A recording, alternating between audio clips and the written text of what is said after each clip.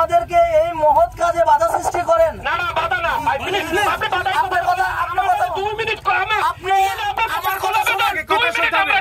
আমার কথা শুনুন, আমরা 2 মিনিট একটু আমার কথা শুনতে হবে।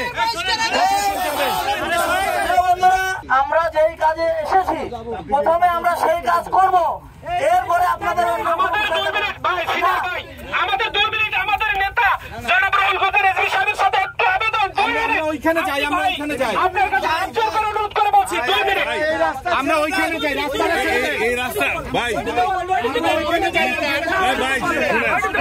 আমরা তো পলিটিক্যাল প্রোগ্রামে আসি না, একটা কথা বলি।